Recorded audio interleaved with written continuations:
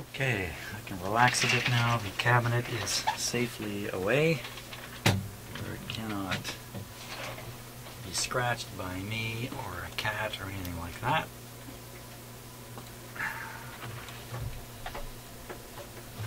And part of the mystery is a little bit solved. The owner of the radio included a nice note with it, and it says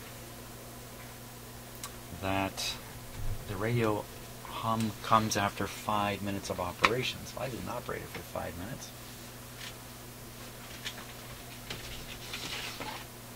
So we're gonna, that's a little big, isn't it? So that's the key. Operate it for 5 minutes and then the hum shows. Well, I could run down the list of what that could be. First thing I get suspicious of is one of the tubes is doing that. That's maybe not the first thing I get suspicious of, but that's one thing I would become suspicious of.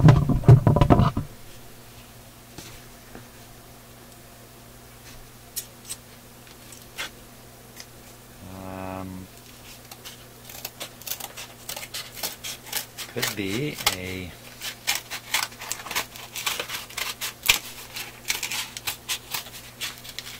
power supply capacitor. That's going to cover it. But it could be lots of capacitors.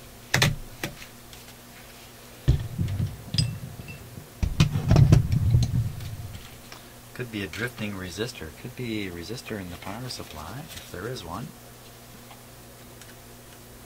You know, because this uses the speaker as the one of the filter coils, uses the field coil of the speaker as part of the power supply filter. I'm not sure if I want to poke a hole in the speaker here. Yeah, like that.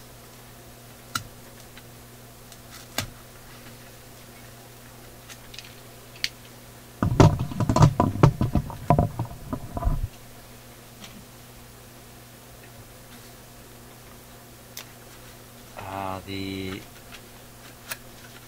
capacitors in the power supply aren't as important as the filter capacitors.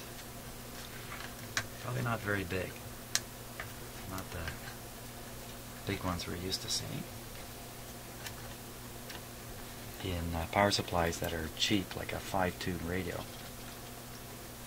Okay, that should protect the speaker from me. Won't protect the back though. I really got to be careful about putting my fingers through it.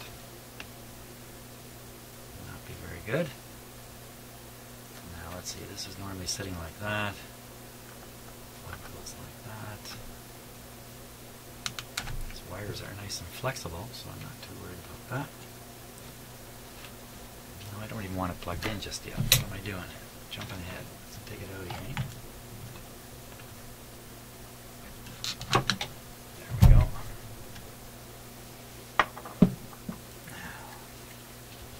What I really want to do is look this guy over pretty carefully.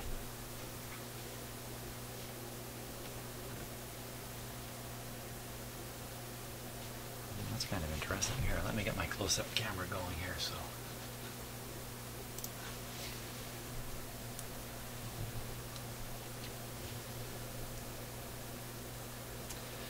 that's interesting. There's no string in it. There's a metal band here.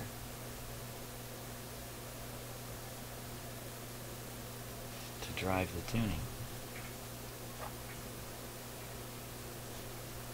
And a locking screw there.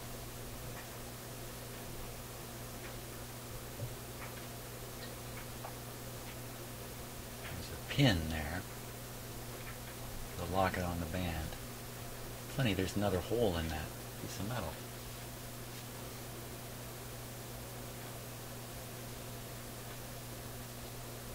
Tuning feels a little stiff, but not inappropriate at all. Let's just take a look at the capacitor here.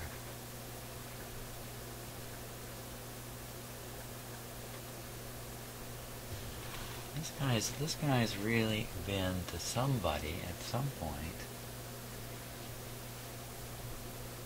He's really cleaned it up. I think, like, taking everything off the chassis, and see maybe a little bit of rust left there. Mostly this thing's been practically sanded down and really cleaned up.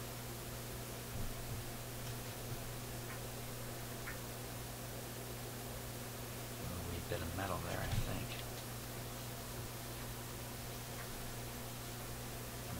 Capacitor is mounted solidly onto the frame. See, I got a bit of a shadow there. Let me just fix that.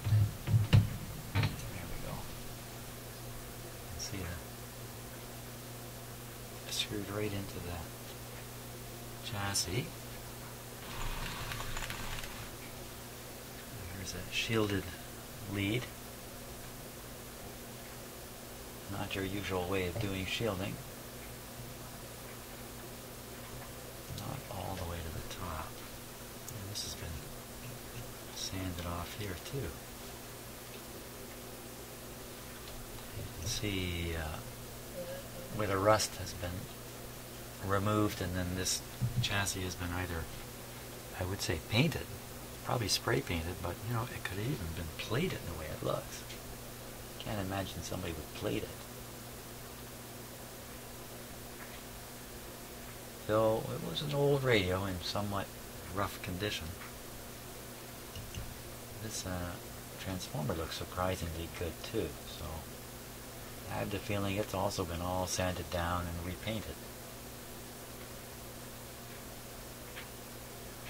Now look at this tube here.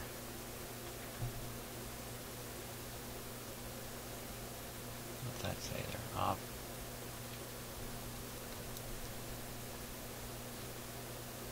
Super Airline. Yeah, what's with the Airline? There's another one there. Wards. That's really clear. Super Airline. I'll have to look that up on the internet and find out what this is. I've seen this word so many times associated with radios, and I don't quite get it, to be honest with you. So, I'm pretty sure that's a 5Y3 there. Rectifier tube. Tubes are all buffed up. Okay, let's... And clearly, look, these wires are all new, coming up here to the magic eye. And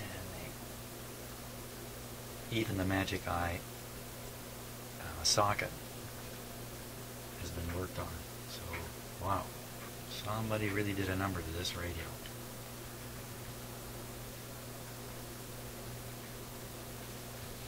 It's just... I don't see many of these. Usually what I see is a real beater. You have to dig it out of the dust. Okay, so here's the IFs.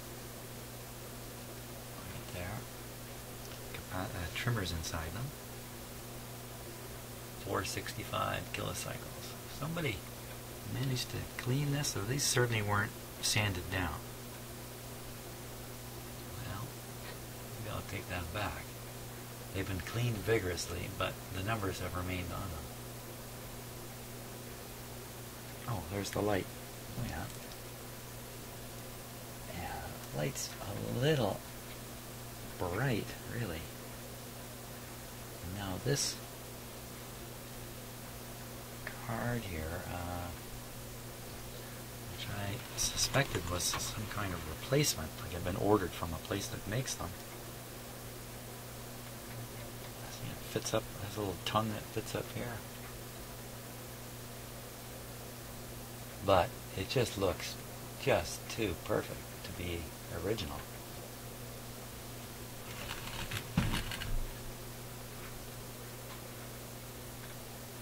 Look at that, no warp in it. Well, tiny warp in it. A little worried that that light's going to do a number on it though. The light seemed a little extra bright to me. About it for here. Let's take a look underneath. Now, which way should I do this? The only way I can do it is with the transformer down on this side here.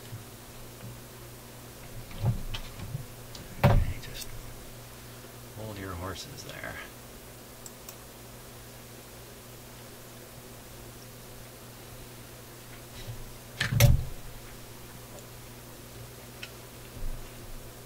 Oh, my.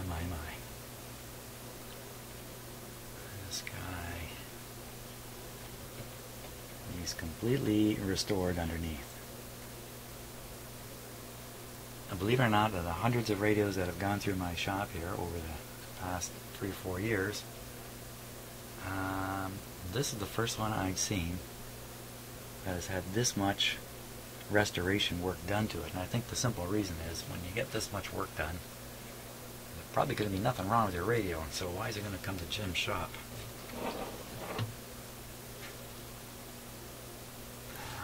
Just let me see if I can't steady this a little bit here.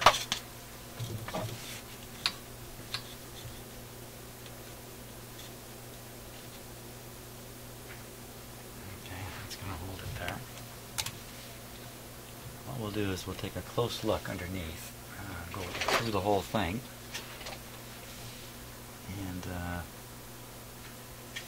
marvel at the work done by somebody else. I think that's what we're going to end up doing here. Okay, let me just start right at the top here. Get my focus working right. Well, not everything's been changed. See this guy here, I don't think that's a new capacitor.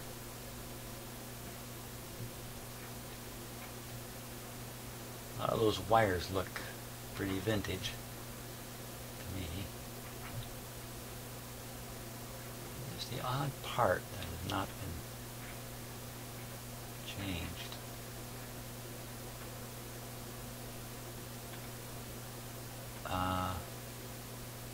What's going on there? Let me point to exactly what I'm talking about here.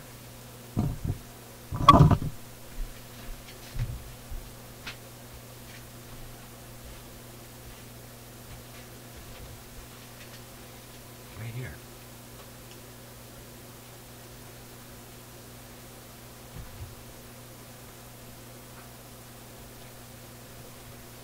Right, does it? And it looks like this wire is coming across and contacting this pin. And if it's not contacting it, boy, it is really, really close. Now, does it matter? Maybe it doesn't matter because what's going on here?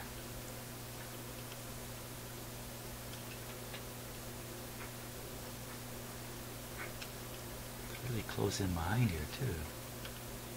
And this is connected down to this pin. Well, and it looks like this is just a ground point to the chassis, and it's tying all of these different pins to it. And the fact that that wire is coming across and almost touching this doesn't mean anything. That's what it looks like to me. It looks like nothing to be concerned about, frankly. Let's keep going. Just keep going down. Some pretty hefty, well, they're not too hefty. 10 microfarad electrolytic capacitors. Part of the filter system.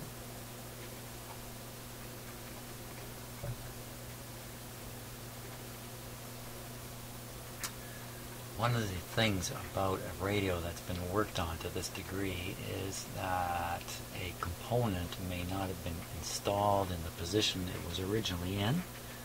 It's a very common thing, and that in itself can introduce a hum. Yikes. That would be a pretty darn challenging thing to figure out. I wonder if those tube sockets have been changed. Oh, here's the big resistor up the side here. These guys are often not in too good a shape. And this one looks great. I'll have to check it out electrically.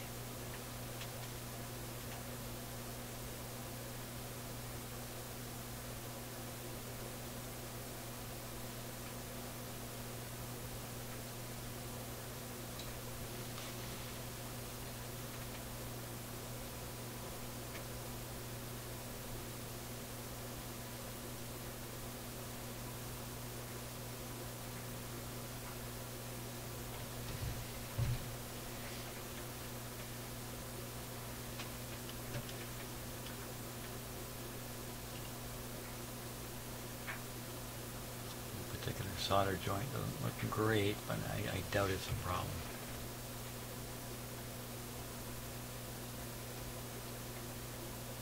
Somebody put a lot of work into this.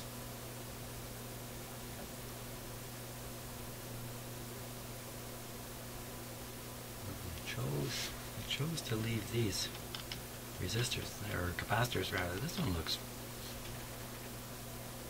pretty darn newish, doesn't it? Of course, I guess if it's just all cleaned up really nicely. What's hidden in here?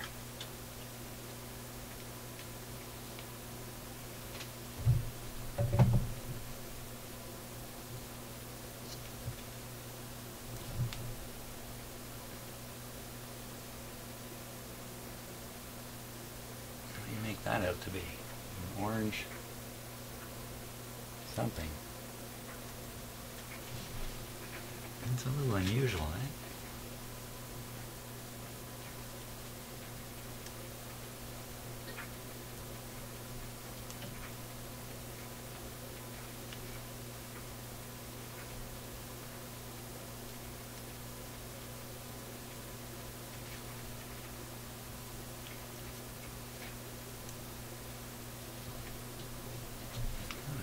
Unusual thing is these, well, I bet you these numbered wires here.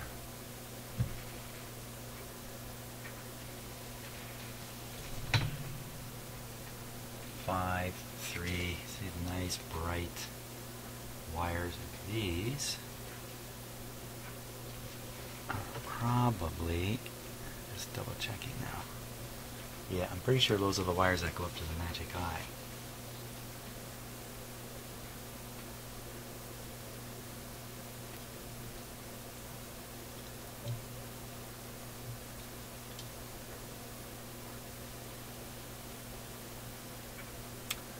Well, of course, there's nothing at all here that leaps out at me and says, I'm the cause of your hum. And I don't expect that to be the case. But wow, this thing is clean as a whistle. Now that's a little odd, that coil there. I assume that's a coil.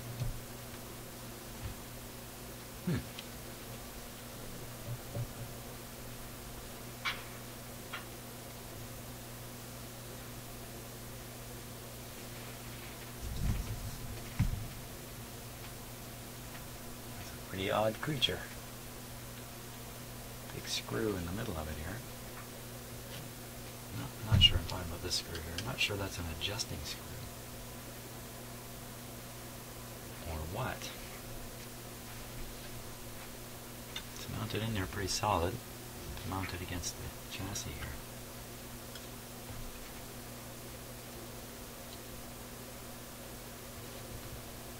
So maybe the coil, excuse me. A little late at night. It's only 8:30. 9:30. It's 9:30. Didn't set my clock ahead here. Still says 8:30, but it's 9:30. You know, it's another very similar looking coil up here in terms of the way it's coated and that.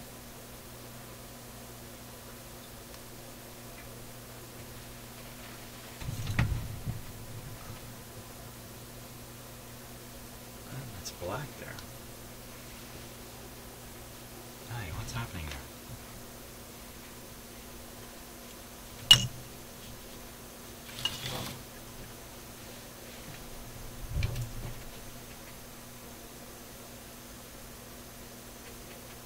There's some kind of goop on it.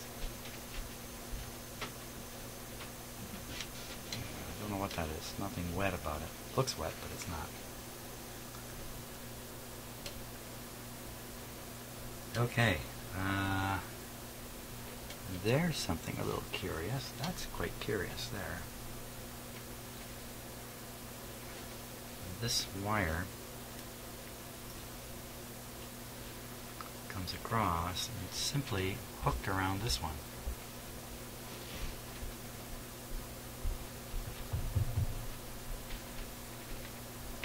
That's pretty curious. Wouldn't want to disturb that. I mean, I can't imagine it's the cause of our hum. There's the original resistor there. And the capacitor.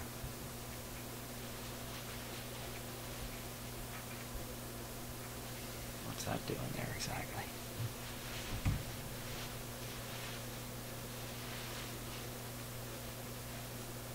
Okay, so I found something a little bit odd in that, this is a clip for a wire, a connector for a wire to go under this screw.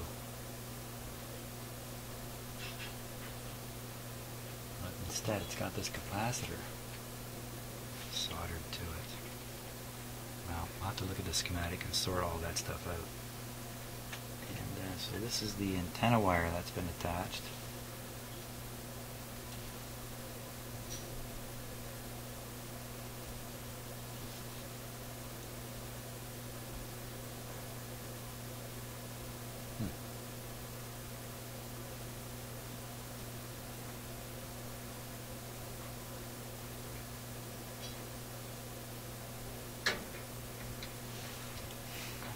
That's a curious thing there.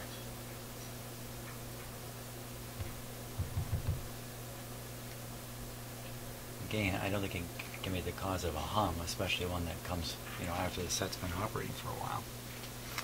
So let's let this guy roll again here. Let's turn him on and get him going.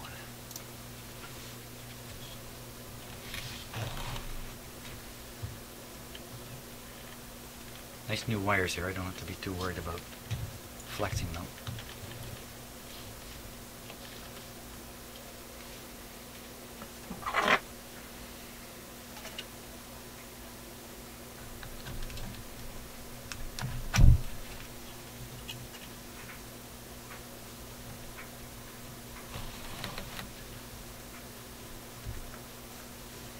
Not quite the same on the speaker though.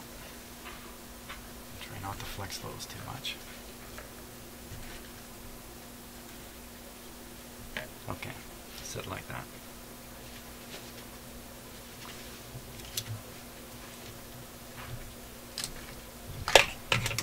Okay.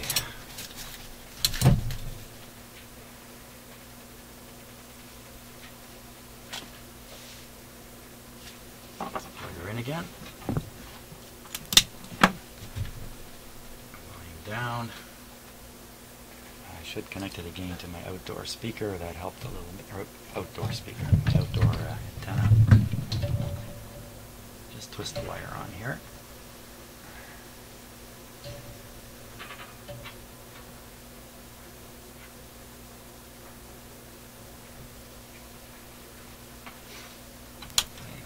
Okay, we'll put it on the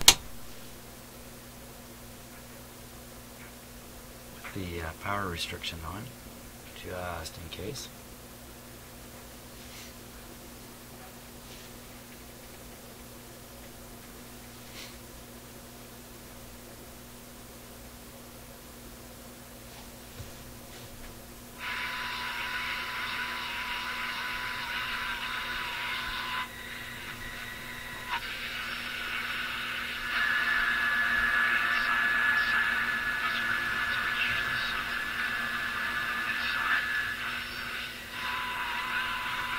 Just so much interference in my shop here. Oh, you can tell it needs alignment.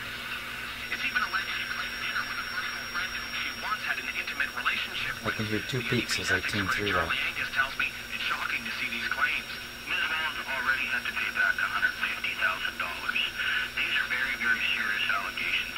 So we're going to let that play for 5 minutes at least and see what happens.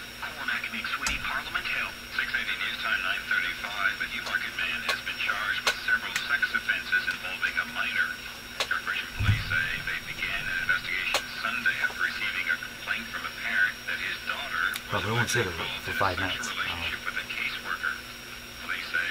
Come back in 5 minutes. We'll see what's happening. Okay, so the radio's been playing now for quite a while. 20 minutes.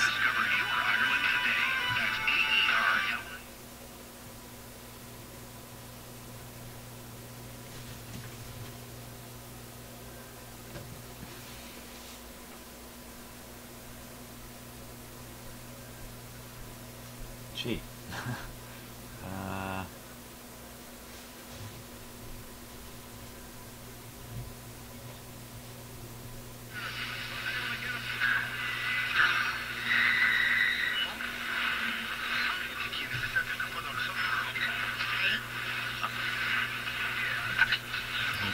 that the pointer is bent. It's not straight. If I were to straighten it up with this one, it might read exactly right.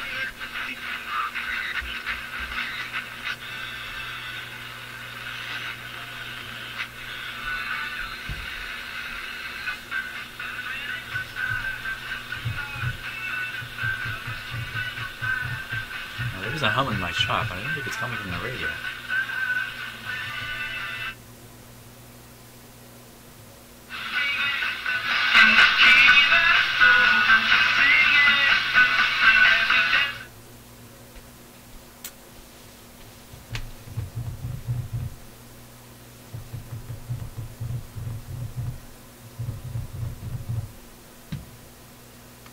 I don't know what to think here.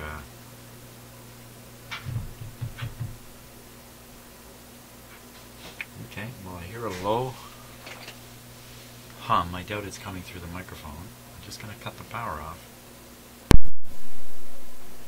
Not from the radio, it's just some equipment in here. Okay, well, I didn't have the radio on full voltage, so I'll turn it on with full voltage here. Hardly make a difference though. It was probably running with about 105 volts, and now it's going to run with 123 or so. It was probably 110 volts before, actually. Let's see. 115, so that's in the range of normal line voltage.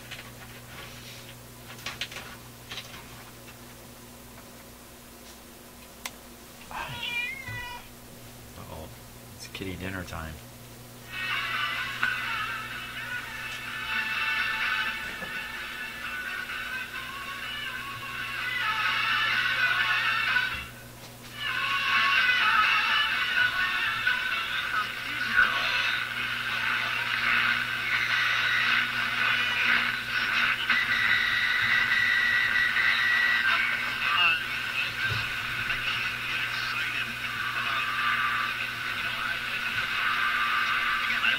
Nice player. They need a wide receiver. It's probably a good fit.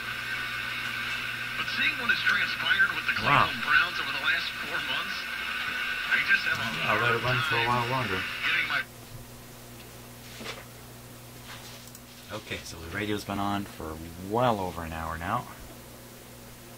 And,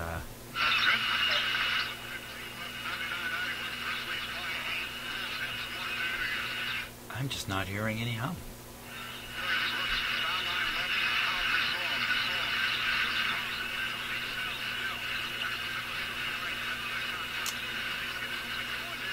Boy, oh boy. Oh, man. I don't know what to think. I think I'm just going to leave it for tonight. Maybe we'll try it again tomorrow. Maybe you know what? Maybe it's a fading hum. Maybe it fades in and out. Oh, no, not another fader. Maybe I missed it. I was out of the room for a while, so maybe it hummed for 5 or 10 minutes there and then stopped.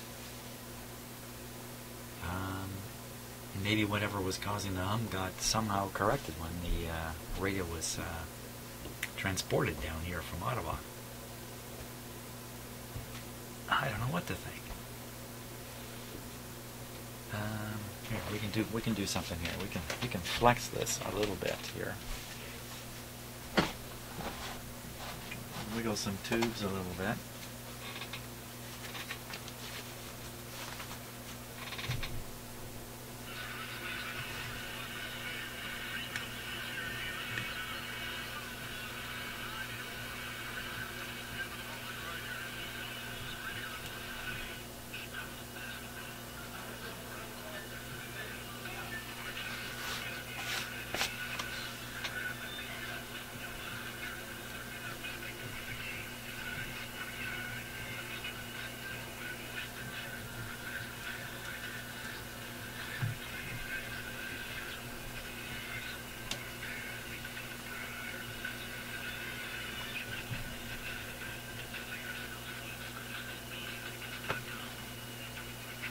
You got me.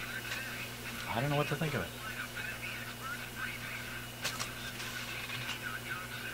next time I have it operating, it'll probably be tomorrow morning, I'll perform an alignment on it and see where that gets us. Otherwise, I don't know what to do.